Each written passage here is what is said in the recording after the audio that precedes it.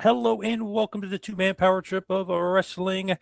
I am your host, JP John Poz. With me today, a very special guest, former ECW Tag Team Champion, former WCW Tag Team Champion, WCW TV Champion, WWE European Champion, Hardcore Champion, Mr. Perry Saturn. Perry, welcome in. How you doing? Hey, man, you forgot all-around nice guy, too. Yes, there you go. Yeah, not too many people would say that, though. Why is that? How are you doing? I'm doing great. I'm doing great, but why would they say you're not a nice guy? Because I was very serious and a bit of a prick at times and didn't care who liked it and who did it. I took my job very seriously, probably too seriously. I got you. So what are you up to today? Anything wrestling? Are you still doing wrestling stuff or no? No, not right now. Hopefully, got a couple of things in the works, so hopefully something breaks for me. You know, I have some friends who are pretty high up in some wrestling companies, so hopefully one of them gets me something pretty soon. You know, I had issues with substance abuse. You know, so for a couple of decades I dealt with that, and I really wasn't able to do anything. You know. But I'm good now for a long time, and hopefully I get something going. So with you, obviously, when you got started in the business, you're a Kowalski guy, right? Yeah, for sure. How did that start? Like you were a fan, you jumped in, then you saw Killer Kowalski at a training school, or how did that happen? Way back then, you know, they used to have 3 or 4 different wrestling magazines that come out every month.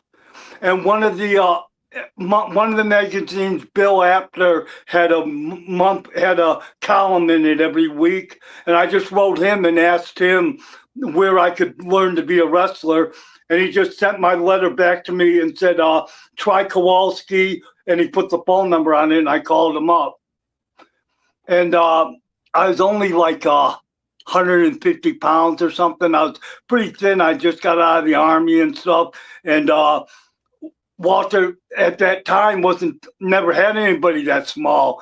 So I had to agree that I could join the school, but I couldn't wrestle until I got bigger. And then at first he wanted me to be a referee, which I didn't want to be a referee, you know, I wanted to be a wrestler. So, and when I think I told him I was like 180 pounds or something, which I was nowhere near that. So that's the first thing he said to me is, you know, you're not 180, you know, and, but it's all right because I had to learn anyway to work. You know, you're not ready to work here when you first join the school, you know, and I just started doing weights and, back then, steroids was an option, so I started taking steroids, you know, testosterone and what else did I take back then? D-ball, Dianabol, little pills, you know, that blow you up big time. But the D-ball, when you go off of them, all the weight you gain, you shrink right back down. The testosterone, at least you kind of keep what you gain for a while, you know. So did you run into Triple H at all when you were with Eventually, he's a couple years after I started. And him and I were very lucky. Walter seen something in us, Kowalski. So him and I got a lot of one-on-one training with Walter. And like every time I see Paul, we laugh about something Walter did, you know. He would constantly pull us to the side and tell us these long stories. We'd have no idea what he was talking about. And it would always be, and then he'd go something like, and goddammit, that's why you can't trust the boys. And he'd walk away and we'd look at each other like, what was that about? But he constantly, you know, stuff like that. But then, like, when I first started, I was the first match, second match, probably, you know, and since I was on the smaller side, I was 200 pounds or something eventually, you know. So, and they had the bigger guys. So I was always in the beginning of the show, and I was pretty athletic and worked really hard. So some of the guys later in the show went to Kowalski and bitched because they said I was doing too much and they didn't want to have to follow me. So thinking that Walter would take me off the show. But what he did instead, he made me his light heavyweight champion, a belt he didn't even have. He just came up and put me on. Now I was right before the main event now, and none of these guys had to follow me, which because I don't think I was doing too much, and he didn't think I was. And then he used it as like a learning tool for me too, because Walter was very big on not trusting the boys, because they screw each other over all the time, and he let me know that everybody bitched about it, and but here's what we're going to do, and then once Paul got there, shortly after he was like his second or third match, Walter made him heavyweight champion. So that was pretty cool. He was heavyweight champion. I was light heavyweight. We were the last two matches, and we got a lot of one-on-one stuff with Walter. It's really cool. And when I started wrestling there, he would actually get in the ring and wrestle with you. Towards the end, like when Joni was there, China, he was too old. He didn't get in the ring anymore, and he would bark orders from the floor. But I've actually worked matches with him in the ring and stuff, and he was very ill-tempered, very quick to yell at you, but always like one time my arm dragged him, and his toe brushed the bottom rope. I mean, he didn't hit it hard enough. He brushed it right there from his back. He punched me in the face and started screaming at me because I threw him into the ropes. And Howard goes, you have to know where you're at in the ring. You can't throw your opponent in the ropes. And it's a little harsh, but I guarantee I never threw anyone nowhere near the ropes again. I always knew where I was at and stuff. So he was kind of like a hard-nosed teacher. But that was all right for me. It didn't hurt, like I wasn't sensitive or anything. Right. So when I learned from these things, and I was very fortunate that I actually got to work with them. He always had these crazy, all them old timers were nuts. I don't know, if you like Chris Jericho and I talk about it, Stu Hart made Chris Jericho and Kowalski made me. We were both cowboys. Every old timer had a cowboy. So, and yeah, for whatever reason, yeah. Walter decided that I was going to be from Crossroads, New Mexico. And my finish was going to be the Indian Death Block. And when he wanted me to roll over to my belly, which makes it look more painful, but it's actually loosens the hold, but he wanted me to neigh like a horse before I did it. Because, God damn it, you have to make the people notice you. So that's what I had to do for a few years, I had no interest in being a cowboy, but that's what he wanted me to be. And I actually had to neigh like a horse and all that shit, but that's what he wanted, Yep. With him, right, you have that relationship. He trains you. Is he the one by name that gets you in like New Japan, USWA, ECW? Is that through him? New Japan, they came to look at another one of Walter's students, and I worked with him. Chris Duffy was the guy's name, and I worked with Chris, and they ended up giving me a job. Wow. While they were there looking at Chris, that's how that happened. With like WWE, Walter asked us, if me and John, because we got a couple tryouts there, and he asked us if we wanted him to talk to them. And of course we said, yeah, ECW, I got by contacting Paulie and Taz, and they put it in works, WCW, we knew somebody who was friends with Jimmy Hart. So me and John got a tryout down there. We tried out all these different places, and they just didn't work out. That's like Sonny does some things for Noah and Sonny Ono I'm talking about. Yep. And a couple other Japanese companies, and I do it with them where kids get tryouts, and we pick one out of the group to go over there and train the dojo for a couple months, And I always tell them, don't worry if you don't get picked, because I went on 1 million tryouts and didn't get a job. I've been told, like Arn Anderson, when me and John tried out in WCW, just told me, he goes, you're not what we want. So, okay, that's fine. And then right after that, we got the job with ECW. And once we got the job with ECW, then things started to pick up for us, because they were on TV all the time. Because you got to be on TV back then to get the opportunity, and you can't. It's really like a catch-22. You got to be on TV to get the opportunity. But how do you get on TV without being on TV? Right.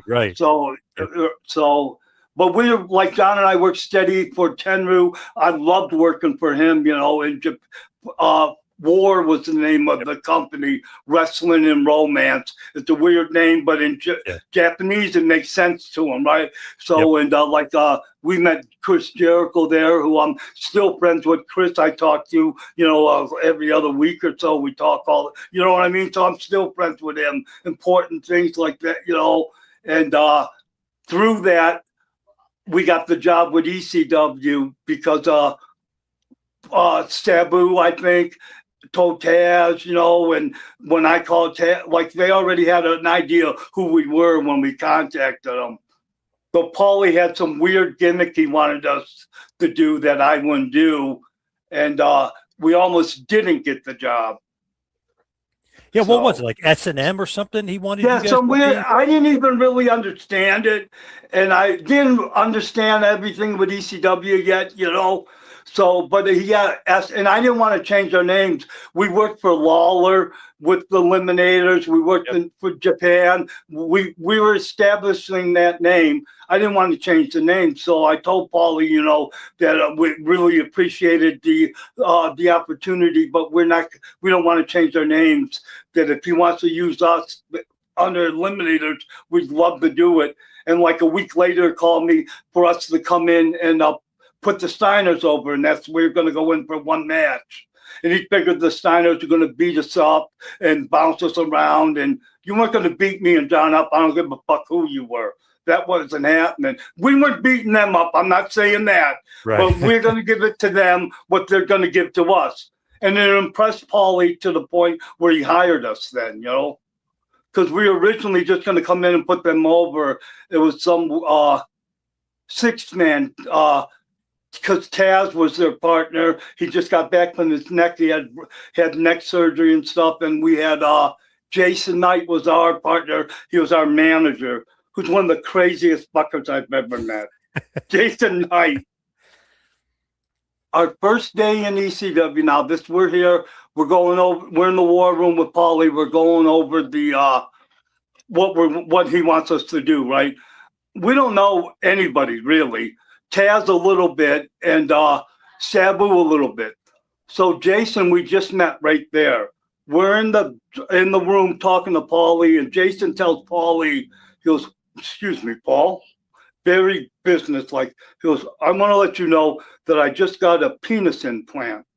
And I think if we pants me, we will please the women and quite a few of the men." Oh my God. And Paulie goes, "No, we're not taking your fucking pants off." And we got out there, and John goes, "Did he say he had a dick implant?" And I go, "Yeah, John, that's what he said." It was just nuts, And Jason was a great guy, and but it's just weird that we didn't know him at all, and that's the first thing we hear him talking about. Very weird. Yes, weird. Yeah. Weird start. Yeah. Yeah. The Eliminators, very cool team. I always liked you more than Cronus. I don't know why. Always with tag teams, I always like one guy more than the other. I thought you were better, maybe a little bit smoother. I know he's more of an athlete, with like the flips and stuff, but I was always a bigger fan of you. When you guys do total elimination, who comes up with that move? And did you get that all kind that of? I did. Everything's me. Were you getting that kind John of from Midnight Express? John was very green. When we went to Memphis to work for Lawler, John had one match. I lied to Lawler and told him that he worked as long as I did. Right. And by the time we get to ECW, what John does, he watches me and does whatever I do. So that's what we were doing, everything in stereo, because he was following me, and eventually he learned to work. And but that's what made us different, was because we did everything in stereo like that, And John and I had a great team, and that's my biggest regret, not finding a way to work that out. because in the end we were fist fighting each other. You know, Wow. in Pittsburgh we caused like $3,000 worth of damage to the hotel room, fist fighting each other. We could not be in the same room together anymore. So, and Scott Raven and I were friends now, and he was going to WCW. So I just left with him and left John there, you know, Yep. and never really talked to him again. And it was all over a stupid girl too, because Wow. his girlfriend convinced him that she knew more about wrestling than me, and that she could be better for his career than me. I never fucked John. Everywhere I worked, they offered me more money than John, and I made them pay us both the same. Anytime we did if we did the job, we alternate. If we went over, we alternated. I always took care of John. So I was no way I was going to let him start second guessing me, you know, on shit, because I knew what we had to do. And Paulie was so mad because he spent a couple years getting us over. And I told him, I go, we have to split up. And Paulie told me, he goes, no, you're not. I have too much invested in you. You are not splitting up. So, and Paulie, that's right for his business, you know. But me and John were literally fist fighting each other. And it just could not be. And I don't know how I could have worked it out better. But that's my only real regret in wrestling. I've done a lot of stupid shit and had serious drug problems over the years. I don't regret any of that. I really regret not figuring out a way for me and John to work it out, because we were very unique. Yeah, such a cool look too. You guys were, and obviously ripped, but like you guys had a different look to you. The total elimination, such a great finisher. Is that kind of a play off the Midnight Express? Remember Bobby and Stan used to, but Stan did it a little bit differently. Went for the leg, and Bobby went high. Or is that completely made up from you guys on your own? Just because we both have a martial art background and could do different things. And Tommy Dreamer gave it the name. That wasn't our finish. Our finish was John would give you a backbreaker, and I do a knee drop off the top rope. And Dreamer and Paulie wanted us to do that for the finish. They liked it, which was the right call. And Tommy Dreamer came up with the name because we were calling it Hurricane Eliminator or something like that, you know. Yep. And Tommy goes, no, total elimination, which he was right. And they got that move over, man. We hit everyone with it.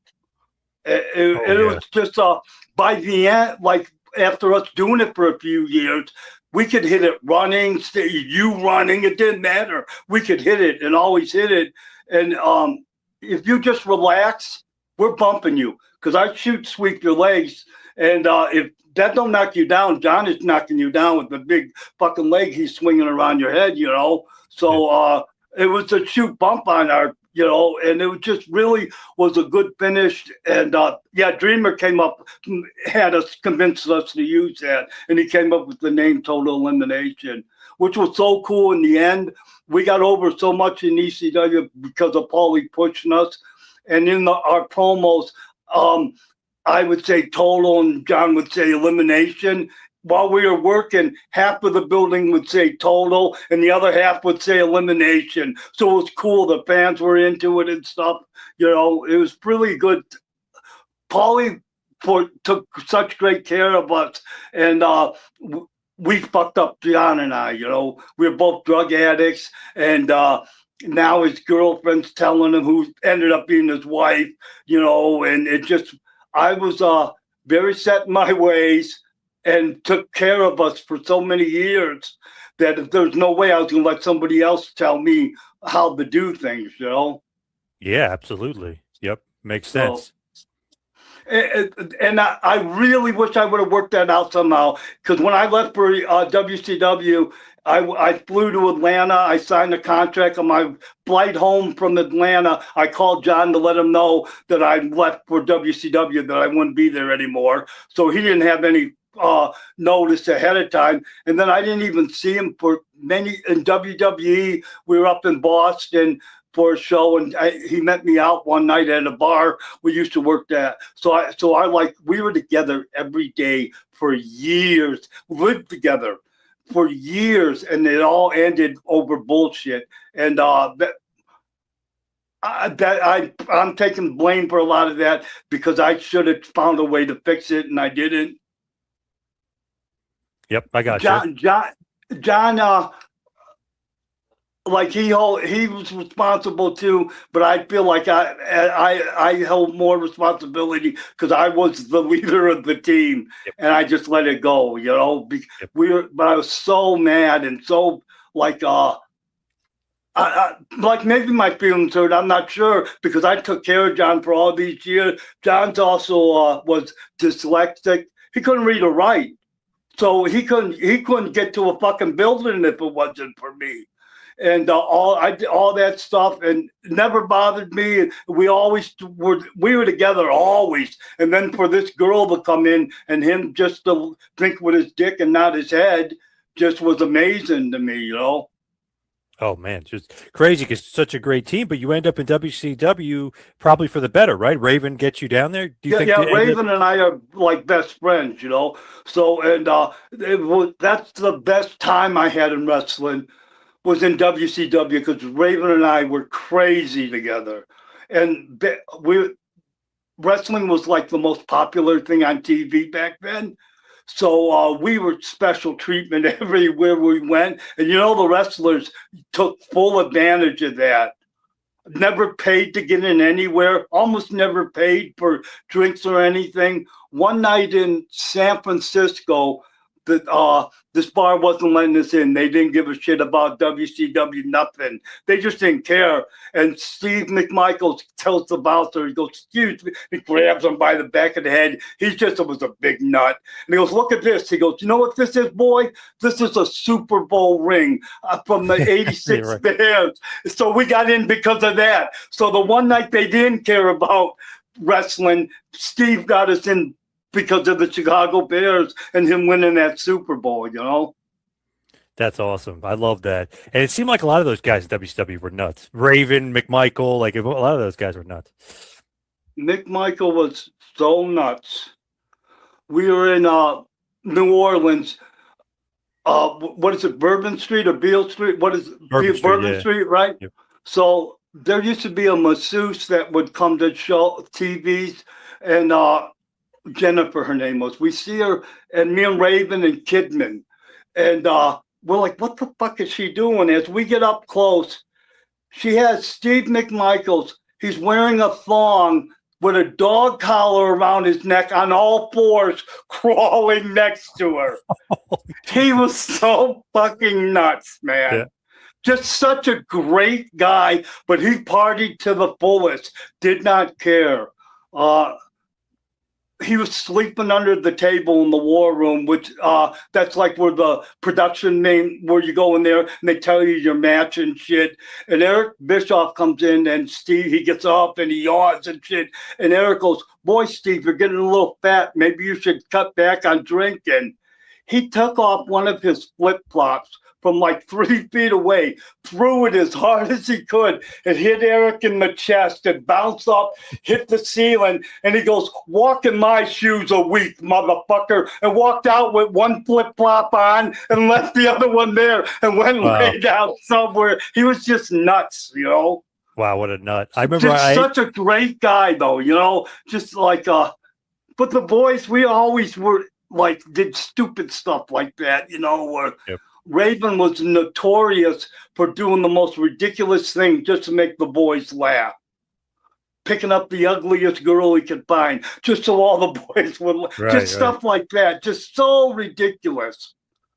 I remember Arn Anderson told me once that Mongo got lost for a week. They couldn't find him. So they like, you guys, it's just crazy.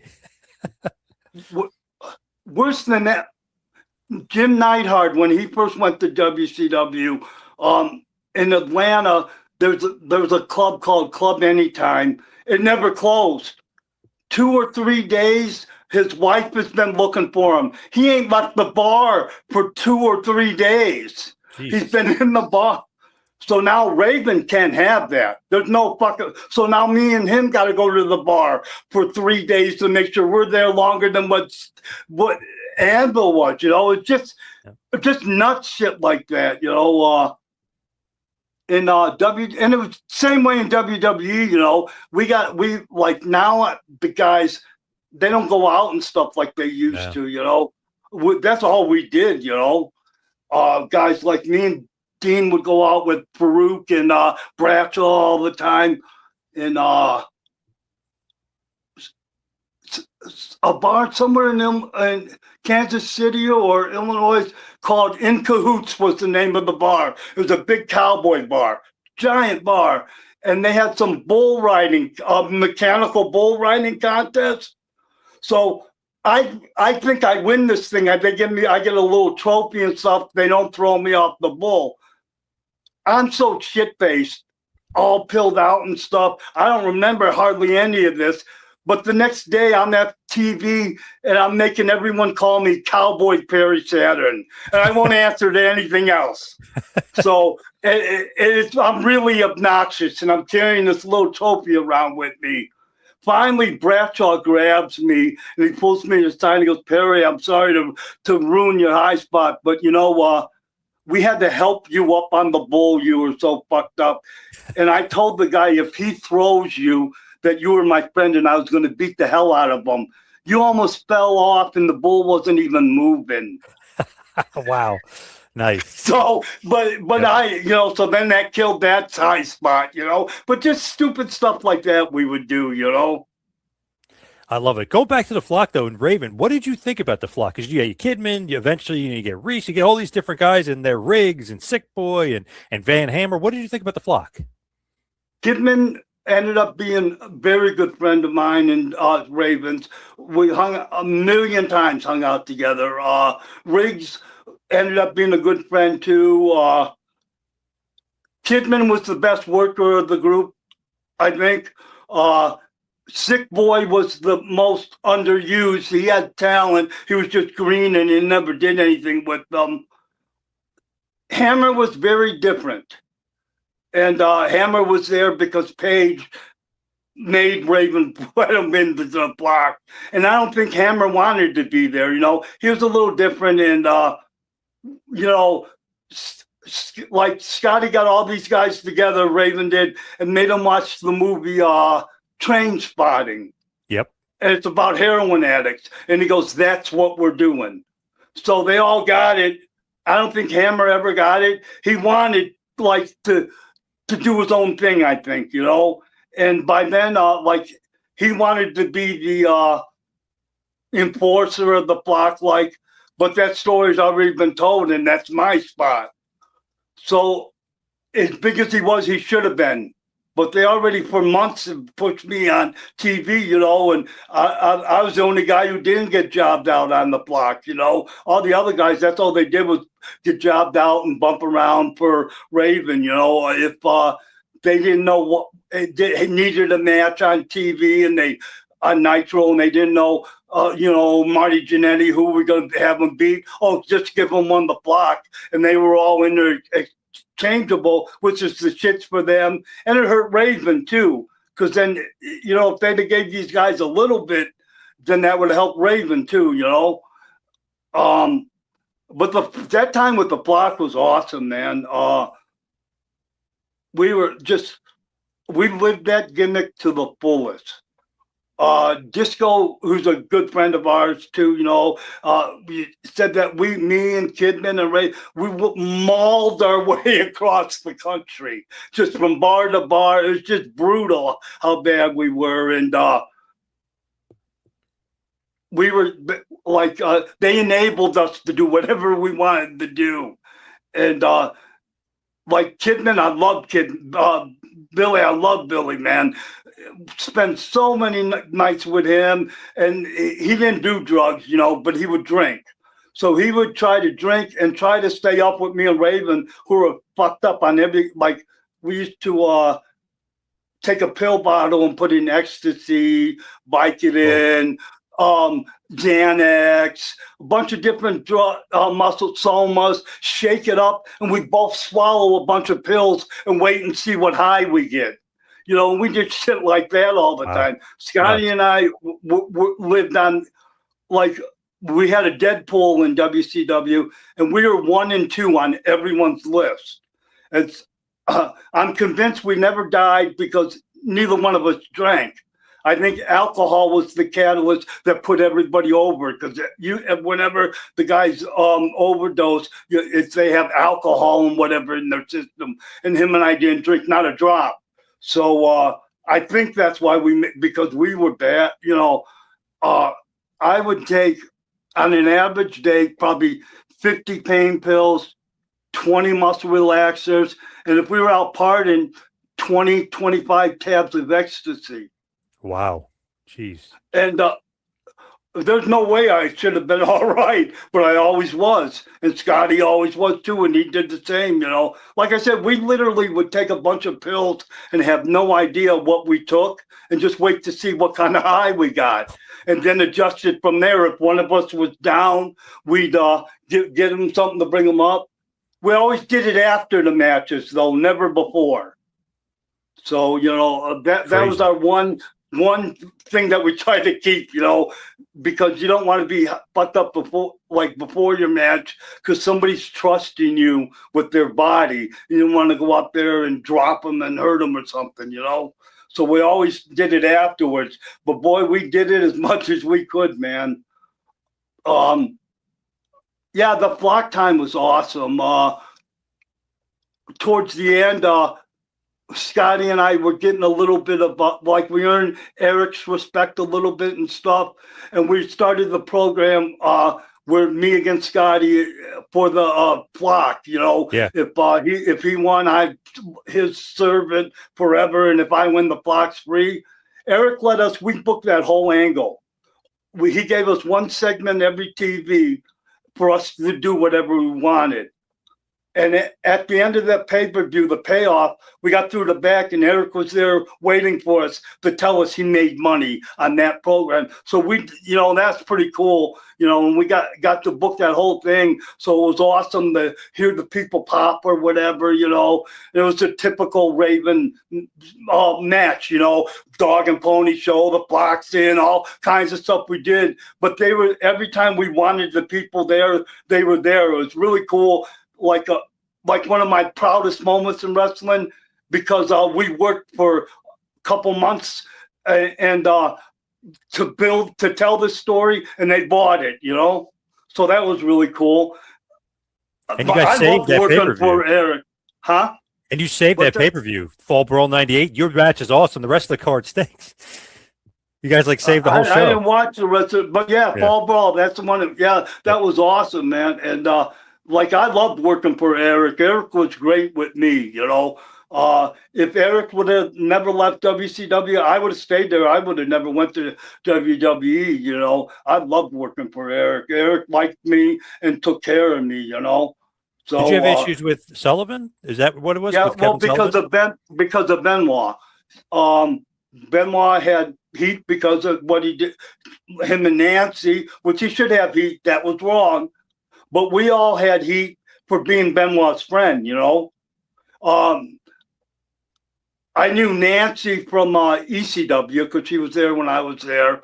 Chris I met in WCW, but from working together and stuff, we earned each other's respect and started hanging out, you know, afterwards. And him and Dean and Eddie would come out with us. And I've known Jericho for a long time from Japan, you know, so he'd be like, we'd all go out together, like all the mid-card guys, you know, in a big, large group. So and now we're developing a friendship. So I got residual heat because of Benoit, you know.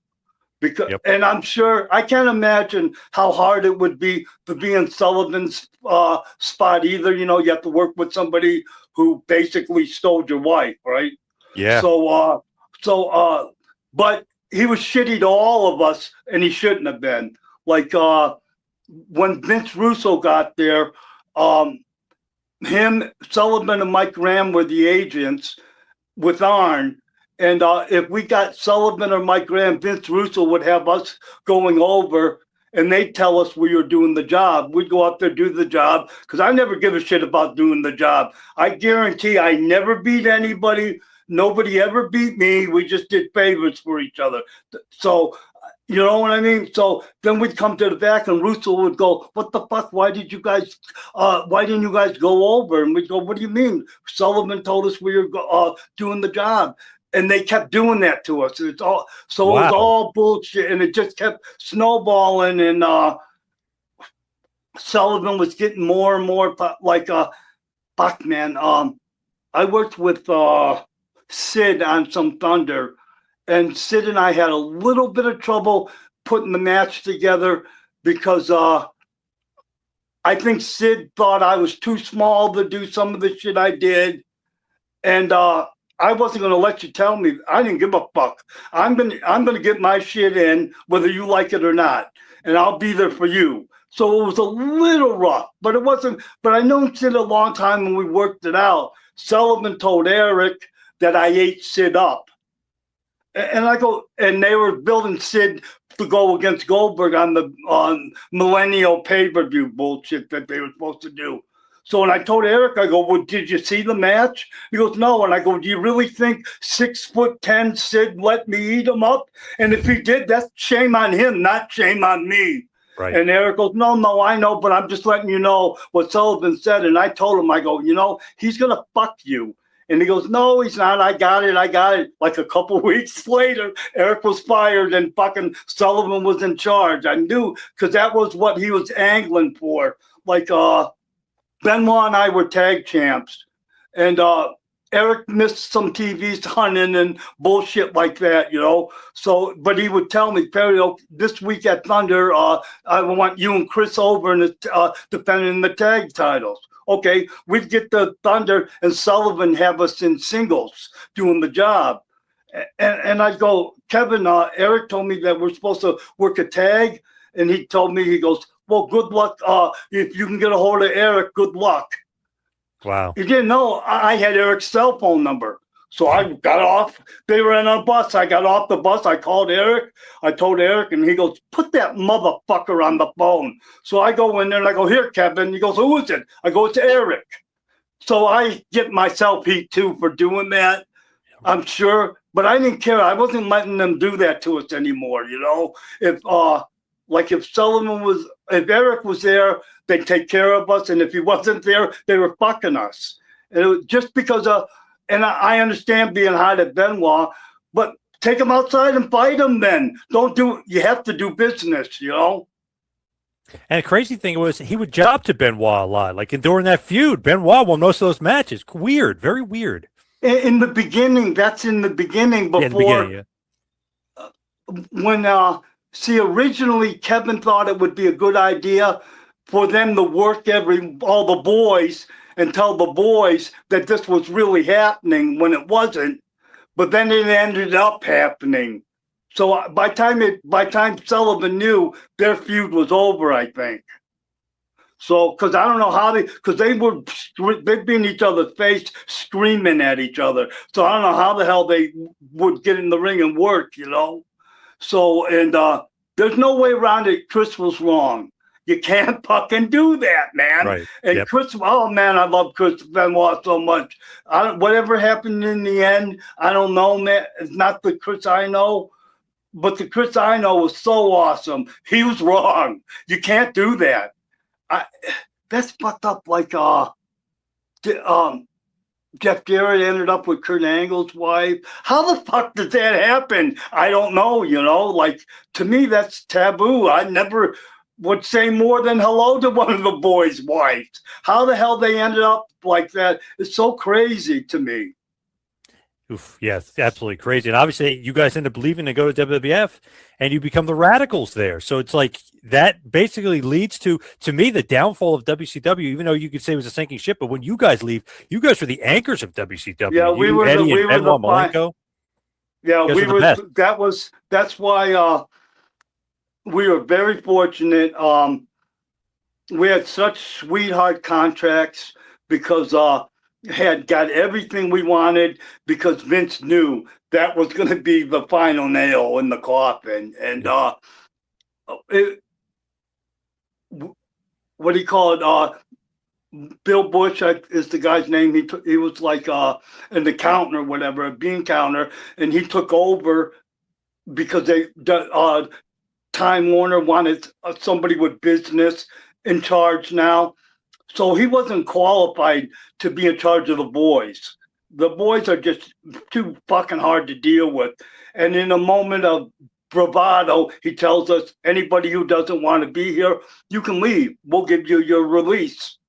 Okay, he figures no one's going to do that. A whole group of us said, okay, we want our release, you know? Yep. And then he tried to back out of it. And it was me, Chris, Eddie, Dean, Shane Douglas, Conan, Mysterio. That may have been it. In the room, I'm very determined and bullish. Like, so after him backtracking and talking outside of his mouth, I snap and I start screaming at him, asking him if he's a fucking man. I'm standing over him, basically bullying him. And I bullied him to get us out of our contract. Well, we had this big argument with them. They put the belt on Benoit on the pay-per-view, trying to appease him to get him to stay. But it didn't matter. We knew that Sullivan was going to fuck us. Kevin told me to my face, he goes, Perry, I see no money in you. I will not ever put you. Okay, that's his right because he's the booker. And if he doesn't think he can get me over, then that hurts his job too. So at least he was honest with me there. But so that's at the end now. So why do I want to stay there? Right. Makes Benoit no sense. and him couldn't even be in the same fucking room.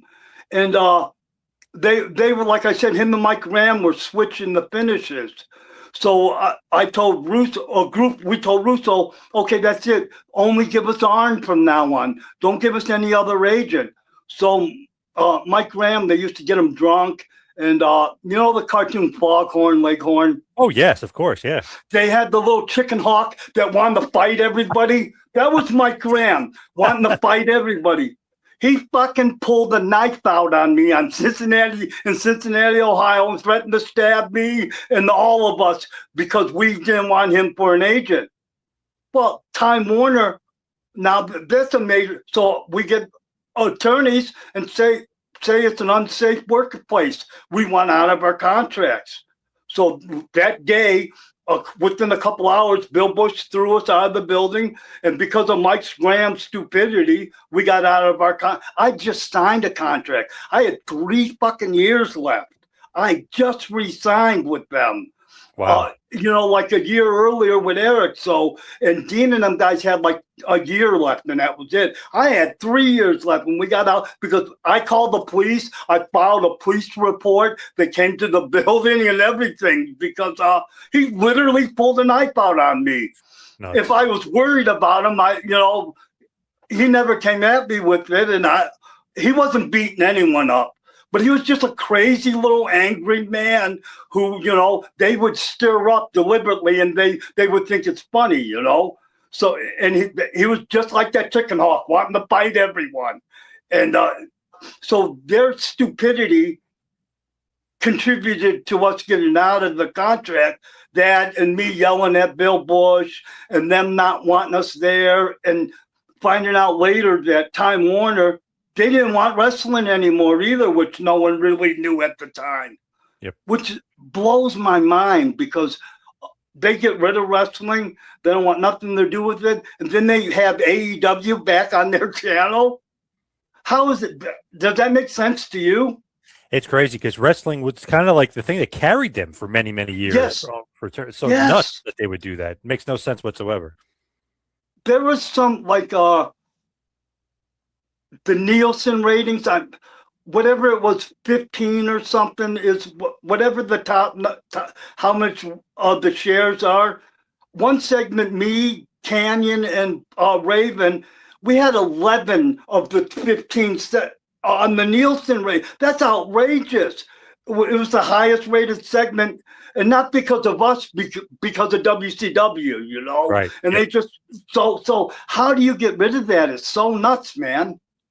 Crazy. That whole thing is just so crazy to me because WCW, obviously 83 weeks of dominance, even more longer than that. I mean, it was so good for so long, but even to get rid of it at all is just nuts. I mean, And they could have turned it around when WWE started taking over its cycle, you know, goes in cycles. They could have come back up, you know. And so what if they're over? If they're doing better, if you're still doing good, right? Yep. So, definitely. Yeah, it was so nuts to like so the PAs and the lawyer that worked there all hated the wrestlers. It was so crazy. The lawyers told us all to our face that we were overpaid out of work bouncers and didn't earn the money and racial shit. Like I was at the office in Atlanta for something. I had to meet Janie, Eric's secretary, something. I think when I just signed my new contract and I had to come there with it or whatever. And the lawyer, she come running around the corner, screwed it down and ran right into me. And I go, "Oh, what are you doing?" And she goes, "I'm hiding from the gook." And I look and I see Sonny. And I go, "Sonny?" I go, "Oh, he's a nip, not a gook. If you're going to insult him, know what the..." But this is the lady in charge of the legal department. Yeah, that's crazy. How fucked up is that? That's nuts. Yeah, that's not good. Oof. No. So, and I told Sonny and made a big scene, and he eventually filed a lawsuit against them, which he should have. That's not good. Like, your top lawyer doesn't know that you can't call people racial epithets. You know, it's just so nuts. Yeah. Yep. So, man, and they have problems like that. Like the PAs and stuff. Like they all hated the boys. Didn't feel we deserved whatever it was. Like that was one of the biggest differences with WWE. They loved the boys. One time we were in California for Raw, and Vince had me and Terry fly back to New York for some autograph thing, and then back to California all for making it on time for Raw. Everybody that worked in that company walked up to me that day and thanked me for flying back and forth. No, there's no way in hell they would have done that in WCW. Yep. So it's just stuff like that, you know. It did feel like too the Radicalz leaving was like the nail in the coffin for WCW. That's what I always thought. It's like, man, when Benoit, Eddie, you and Dean leave, that's like, man, that's their four best workers, pretty much, almost. You know, it's like, man, that's the end of them, and that kind of led to the downfall, in my estimation. Yeah, because then they started doing some things, I think, for shock value too. Yeah. To make up for things which hurt, like David Arquette's a great guy. You know, I was in that movie with him, Ready to Rumble. You know, he's a very good guy, man. Very, very good guy. Shouldn't be world champion. Yes. That just diminishes the... I don't care what you say. I had too much pride for that to be okay to me, you know. I busted my ass, and David is a great guy. He ain't kicking anybody's ass, and you're going to make him world champion? You know, and they like... But WWE, they had us work with Joni a lot, and she was awesome, man. A very good girl. There's no way she was kicking anybody's ass. I hated working with her because they would constantly have her do shit she wasn't strong enough to do. Like Michael Hayes always wanted her to power bomb me. Every time she'd put me on my head, every time. You know, she just wasn't strong enough to do it. Dean or Eddie would do something where they'd run into her, where she'd give Eddie a clothesline, and she'd fall over almost because she wasn't strong enough, you know? Yep. And they'd put her in a bad position, but then her mind, she thought that's where she should be. So that sucked too, you know? Like, we shouldn't have had matches against her. David Arquette shouldn't have won. So both places, I guess, were kind of trying to, like, Joni was over. Huge, man. Yeah, that's the thing. She was over. Yep. But there's, like, they should have kept her doing things that she was able to do. I think Jericho hated working with her too. She's a Kowalski graduate too, you know. Yep. So, and I know her for a long time. Was a great woman, great girl, right? I hated working with her because I knew I was going to end up landing on my head, and God forbid I'm stiff anyways. So I know I'm going to get heat for hitting her some kind of way, you know. Yep, absolutely. And the thing is too, it's like the Radicalz, you guys could have been doing, more with whoever on the roster, Austin Austin was injured at that point, but like The Rock, or you know what I mean. You guys kind of could have moved on to bigger and better. Yeah. I don't know what happened because we started out that way, working with Rock and Austin and stuff, and then so we started working with the Hardys, and there was a major problem with us in the Hardys, and so that probably got us heat, and because they would get with Michael Hayes and go over an entire match the night before. We didn't even know we were working together. We'd show up and they have this whole match laid out, and that's not how you do it. And I would constantly tell them that Dean had more time in the ring than all of us together. You can't fucking do that to him. And they kept doing it. And some of the heat goes on Michael Hayes because he knows better too, you know. Yep. And we were the heels. We lead the fucking match. That's how it goes. There's no way around it. So that was like Vince told me one time that nobody has a problem with like Matt and I didn't get along. No one has a problem with Matt other than me. So it looks like it's me. When I'm telling you right now, nobody in my position would have put up with that. And so shit like that, I think, affected us too, like in but because we started out pretty hot and we got cooled off pretty quick, and then it's crazy, like making Dean the where he had taken the girls to the ring with him and stuff. Never asked him if that was okay. He was married with kids. Never said, hey, do you think your wife will get mad or anything? Didn't give a shit. That was just what they wanted to do, and some wives will get mad, right? Eddie's married and they got him proposing to Joni on TV and shit, shit like that was just kind of fucked when it just, I don't know, they have a tendency to fuck with you, like with me, I'm very high strung. I was very high strung.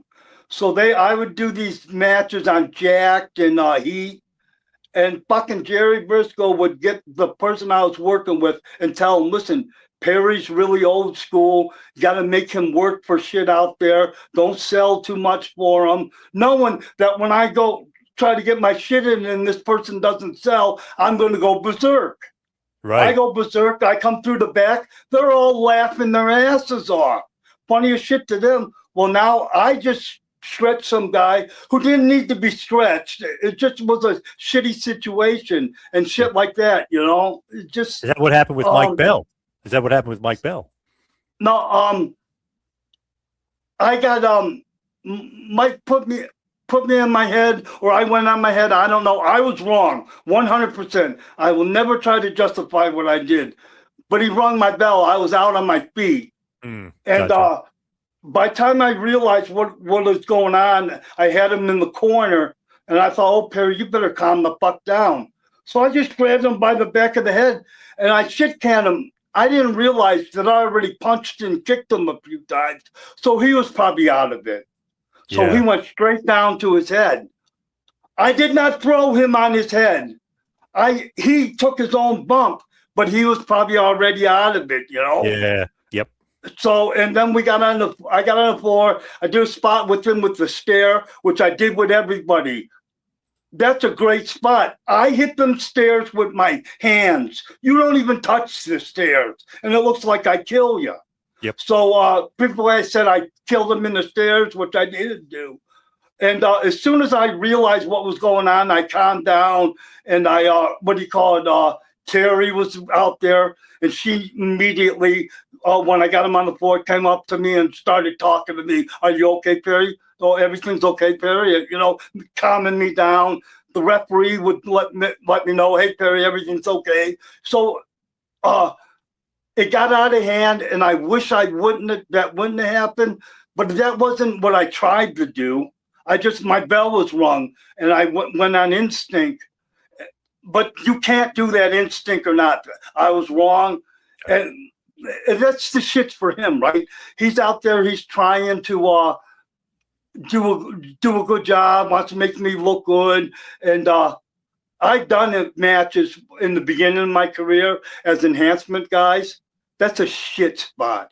It's the worst part about wrestling, being that enhancement guy. You go out there, the people know you're getting your ass kicked. The way they treat you like shit. The boys don't really have time for you. You know, the fuck, we don't want to do the enhancement match as much as you don't want to be squashed, you know. So it's a really shitty spot for him to be in. And it just sucked all around for him. And I wished it wouldn't have happened that way. But I can't change it. It did happen. And what people don't know, that next day I went home because my neck was hurt from the bump I took. I couldn't work. He worked the next day. So, but maybe he might have been hurt though. And when afraid to say something too, like somebody asked me, well, Maven, I think, asked me, did he say anything to you?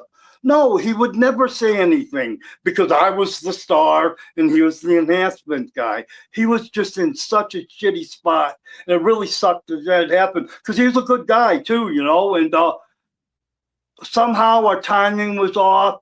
I took up 2 bad bumps in a row, and the second bump, when I hit, I seemed like a flash of light, you know, that's how hard I hit my head. And I was out of it, and I hear nothing, and then I start to hear the crowd coming in a little bit, and I have them in the corner, and I'm kneeing them, and I'm thinking, oh fuck, Perry, you better calm down.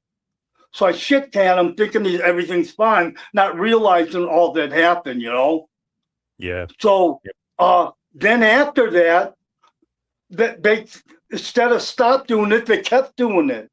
Except for the one kid who actually tried to pin me out there one time. The enhancement kid, I don't remember his name. He actually shot on me out there. And I had to eventually, I made him submit. I used a legitimate submission on him to make him tap. He wouldn't tap or nothing. We got to the back, and Vince goes, what the fuck happened? And he tells Vince, well, you don't understand. I can't lose. My family's out there. What? Oh my God. Insane, right? Then and so I tell him, I go, you're fucking lucky that you were after Mike Bell. Because if you would have fucking done that, and he goes, no, you're lucky. And he started talking shit to me. And the Hepners, Earl or Dave, one of them come by, grabbed them, and they made him leave. But yeah, he was nuts, you know.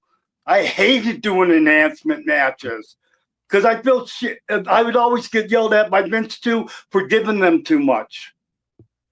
And then like anytime we were in Harley Race's area, he would bring his guys to the show. And if I'm working with one of his guys, he'd grab me and go, Perry, you know, this is my guy. Could you please give him? How the fuck can I tell Harley Race no? Yeah. You know? So I got to go. And then I get back and Vince would go, what the fuck? He goes, you don't need to be bumping that much. And I go, well, Harley asked me. And fuck Harley. He doesn't pay you what I do.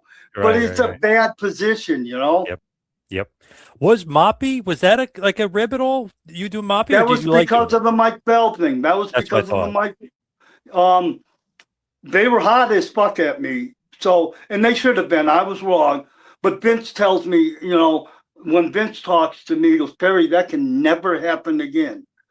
And I kept trying to explain to him, Vince, you don't understand. I didn't do that deliberately. My bell was wrong. I was out on my feet. By the time I realized I was doing it, it was too late. And he just didn't get that. And he kept hearing me say my bell was wrong. So they said, okay, fuck him. And we'll do ring the bell, you know. Yeah. And that's where they did the stupid thing. And as soon as I got over, they got rid of it. Yep. Which is fine too, because I hated it. Because every TV, I had to decide if I was going to do my job or if I was going to quit. And it was pretty close. A lot of times I hated doing it. I took myself way too seriously, and I kept thinking, fuck it, I'm just going to go back and wrestle in Japan. I'm not going to put up. But, and like as a double rib, they had Paulie explain the gimmick to me. The fuck with Paulie, because since Paulie was, close with me and stuff, and I go, Paulie, I'm not doing that. And then I go, what if I don't do it? What? He goes, you're fucked. I go, yeah, but if I do it, I'm fucked. And he goes, not if you get it over. So I did it the best I could do. I hated doing it, but I did it the best I could do. And it actually got over. They were starting to, kids were showing up dressed as Moppy. They were making these homemade mop faces and shit.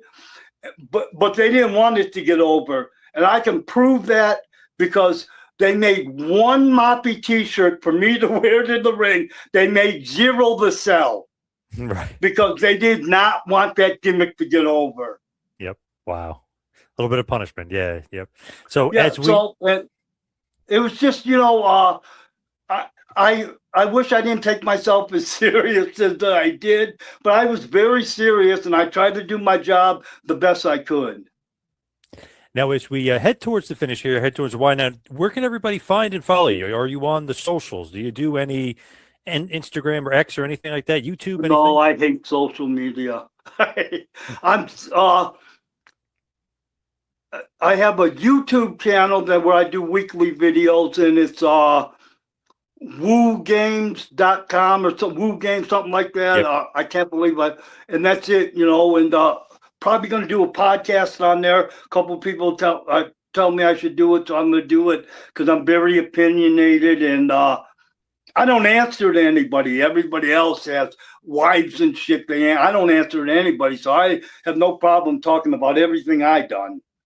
So hopefully that goes well. We're getting ready to start that probably next week. But I do a weekly video comes out every Monday on YouTube, and it's starting to pick up, which is cool, and that's like social media. I just don't do. I'm old, Yeah. I'm from I tried Twitter a bunch of years ago, and I used to get too aggravated. It's all hate shit, Yes. Yep. Negativity. Yep. Sure. And Sonny Ono gets me out, takes me to some conventions and stuff, gets me out of the house. Otherwise, I probably wouldn't even get out of my house, which I'm lucky because Sonny's my friend from WCW, Back in the day, I was really getting bad on drugs, and they were concerned about me making shows. So they had me drive with Sonny so that I would make the shows. Wow. And Sonny and I developed a really close friendship, Gotcha. So Wrestling Organization Online, Woo. Yeah, Woo. Yep. Yeah, Wrestling Organization Online. It's on YouTube, and I have a bunch of videos up there, and there's each week they're starting to get more and more, more and more people watching them and stuff. So it's starting to pick up, It's really easy, and that's just me giving my opinion, which is so fucking easy, right? I can't believe anybody wants to hear it, They do, believe me, they do, yes. Yeah, so it's pretty cool, and that's it, though. That's all I'm, that's all I'm doing now, All right. So maybe someday something else. I have some friends who are got pretty good spots in companies, so maybe... I just had both of my hips replaced. My first one was done in August. I was in a wheelchair, so I couldn't even walk. So now I'm up walking around normal. So I'm just now up moving around. So hopefully maybe we'll get something started, Yeah, but my hips were so bad, and I let them go so long that I couldn't. I was literally in a wheelchair. So what do you call it? And now that's all 2 brand new hips, and it's I feel pretty good, I was younger, I'd try to work, but I'm way too old to work now, you know. I try to bump around, but I'm afraid if I take a bump, I might break something. Yes, yeah. Got to be careful out there. Yes, So, that's for sure. but like a seminar or something, man, I know how to do everything. I busted my ass my whole career. I made sure I never stopped learning. If I don't know how to do it, I can figure out how to do it.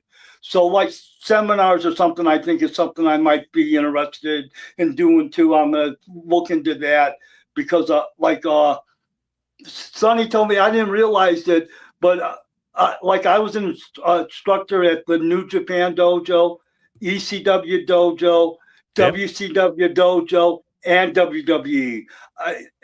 Sonny thinks I was the only one who's been an instructor at every place. I'm That's good awesome, at that, yeah. man.